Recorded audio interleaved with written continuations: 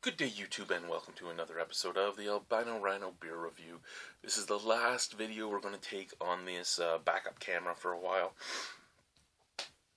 What are we going to drink? We're going to drink a beer that came in the Bose Greener Futures Project Phase 3 Shipment 1. We're going to drink one of the actual Greener Futures beers, which is one of their Barrel Series beers. And we're going to drink the one that was actually kind of made to go in a barrel. And this is TBTS NBN, which is the beer that shall not be named.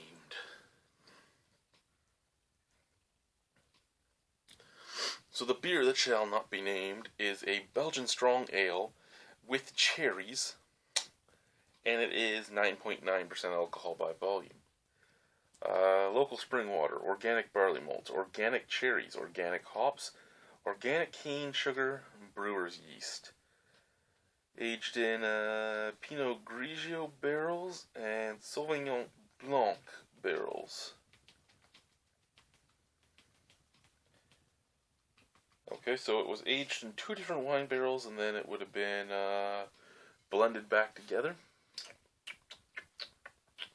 And it says here 10 months.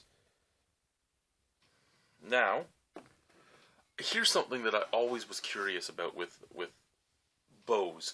Now, Bose barrel ages a lot. Now, my question for this, and it's not actually trying to be a rude question, and I hate that I have to preface with that, but a lot of times people take me the wrong way.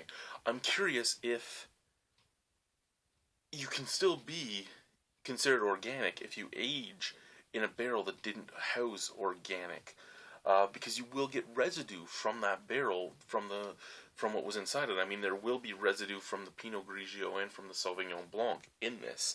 So if the two wines were not made with all organic grapes, can this still be considered organic? And then you have things like their other beer, which is aged in tequila barrels, whiskey barrels, rum barrels. There's not a lot of times where you'll pick up a rum and it says 100% organic, or pick up a tequila and it'll say 100% organic, or a whiskey 100% organic. So if they're not 100% organic, is the beer still organic after it's been aged in that barrel? Again, just a curiosity to me with the law and with that. Now, here is their tasting notes. I don't really want to read what it's supposed to be tasting of, but I kind of want to see what it says. Like, look at this sheet of paper, man. The beer that shall not be named, barrel-aged Belgian strong at 9.9% alcohol, as yet unreleased from our barrel series. The beer that shall not be named is a Belgian strong ale aged in Pinot Grigio and Sauvignon Blanc barrels for 10 months, and is cherry infused. This is a cherry infused version created to launch Phase 3 of our Greener Futures project. It features predominant tropical. I don't want to read any of that. Okay, yeah, I don't want to read that. Okay.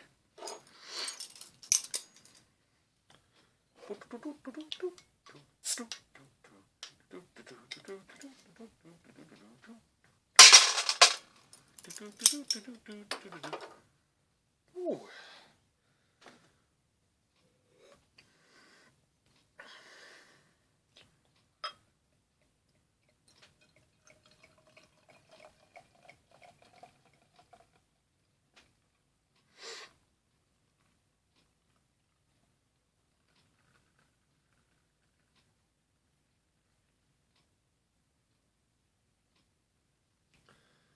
Okay.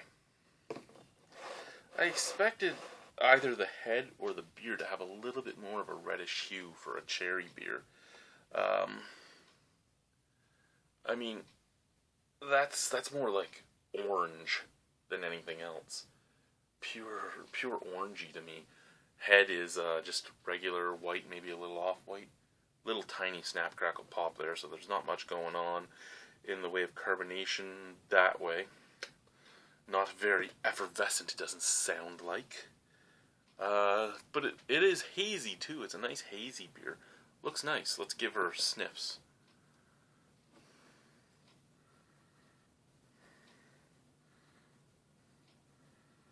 Okay, so it's a Belgian strong, and you would expect, some Belgian scents, coriander, pepper, banana, maybe some apple zest.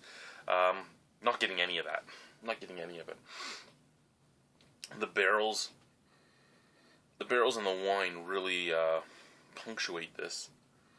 I actually am getting some apple though. This kind of smells like my Domaine Pinnacle 1852, the apple brandy. No, sorry, the ice cider aged in apple brandy barrels. It reminds me a lot of that. Very sweet, lots of vanilla, lots of oak, a little bit of apple.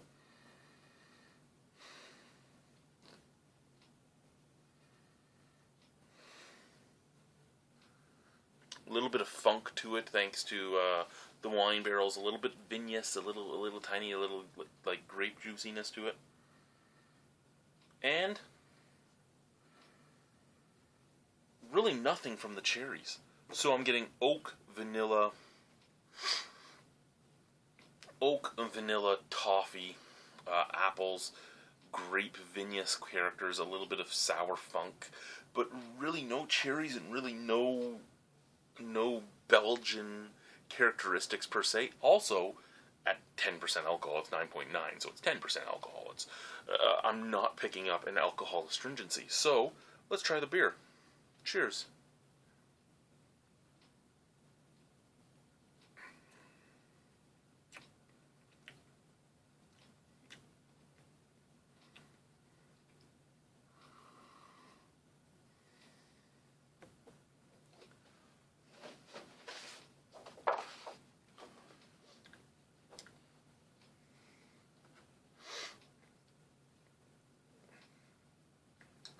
The beer that shall not be named is a cherry-infused version created to launch Phase 3.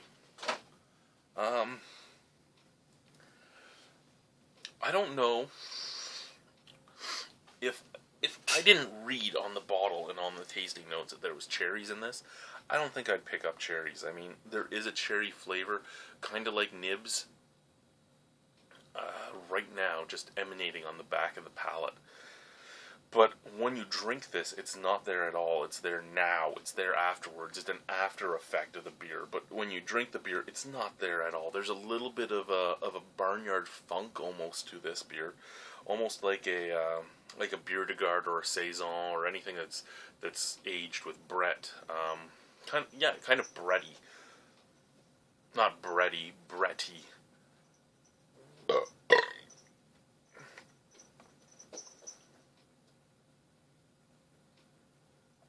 A lot more effervescent than I thought it would be. Um, I'd say medium to full bodied. And the taste even reminds me a little bit of that ice cider, in that it's very sweet, it's very fruity. Just instead of more apple, it's more vinous, more grapey, more wine like than brandy and apple cider like. Lots of vanilla from the barrels, lots of oak tannin coming through, all the way through. Again, that grapey flavor. The cherry flavor, which I'm not 100% sure I'm picking up on because of the bottles or because it's there, is there now at the end, while there's an emanation of like of just a drying oak and a drying clove.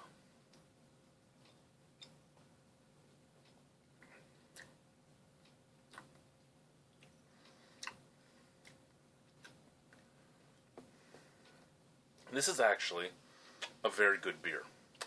And I think of the Greener Future beers, I had some of the first Greener Future beers from Phase 1, and I loved them.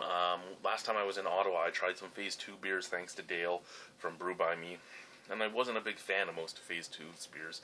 I think this one at least, this one in particular, not the other barrel-aged beer that was sent to me in Phase 3's first box, but this one just seems to be going back to Phase 1 where you're making a beer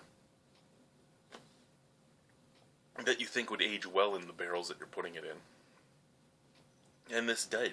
This aged really well. Again, I'm drinking this, and the entire time I'm drinking it, I'm thinking of the amazing ice cider aged in apple brandy barrels that I have because I love that, and this reminds me of it. It's just more grapey instead of appley. But everything else is quite the same. The vanilla, the toffee, the fruit esters are there. The oak is there. The nice dryness at the end is there. There isn't really much of an alcohol warmth. There is a little bit right in the bottom of the throat, but not much, especially for a 10% alcohol beer. I think the cherries were overtaken. Again, I think I'm only thinking, what do you want? I think I'm only thinking there's cherries in it because the barrel... What? Really? What? What? Oh. Here comes some cat puke. Right on the stairs, just where I want you to do it. Please. Hurl your fur ball right on my stairs. Oh, right over the edge of the stairs. He didn't get the stairs. That's awesome. Thanks, Fest. Oh, and go.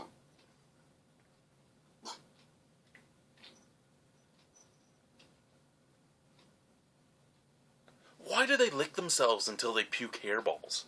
Like, that's a giant hunk of hair.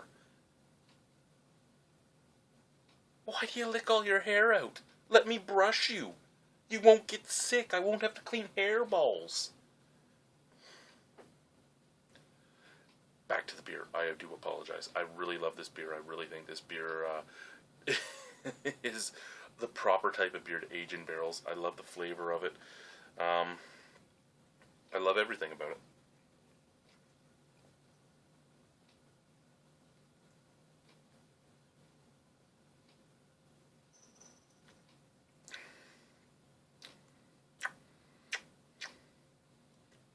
Yeah.